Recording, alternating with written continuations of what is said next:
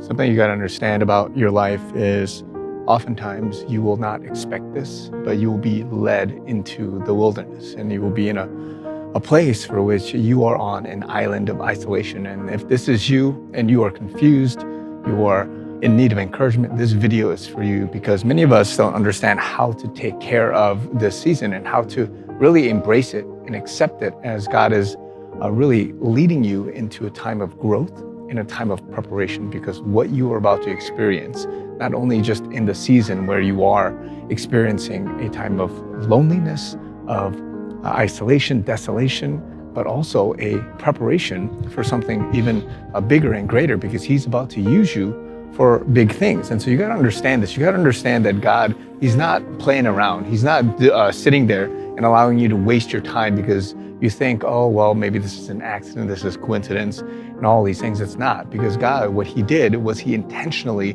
led you for this season. If you think about Jesus, when He is mentioned in Matthew, Mark, and I think Luke, about when He went into the desert for 40 days, the Bible specifically says in all three accounts that the Spirit, the Holy Spirit, led Him into the desert to be tempted by Satan and to be used in preparation for something bigger. And so every time you are driven into isolation, just know you are being used in preparation for a temporary season of isolation to prepare you and ready you for something bigger and greater. Because Jesus, after that time, after He was baptized, then He went into the desert for 40 days, then He went into ministry.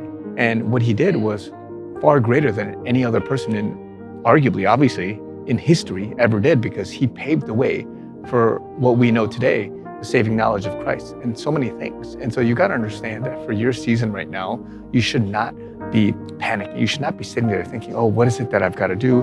How do I get through this time? How do I ignore, the pain and suppress these things? You don't want to be doing that. What you've got to do instead is you have to be taking this moment as a treasured, precious time for you to be preparing and being excited for what God has in this next season. Because if you do that and you are in anticipation for the bigger, greater things, then God is going to be able to then redeem it, so that when you go out of this season, when you get through to the next step, you can embrace the big things, the stewardship of things that God has for you in the future. And so take this time, take this moment, take this season, and really enjoy it, even though it may be difficult, even though it may be a time of suffering and a time where you feel like you're not getting much done, but really you are in preparation for what God has in this next season. So a lot of people across the world are being readied for this next season of missions, this next season of fruit, of harvest.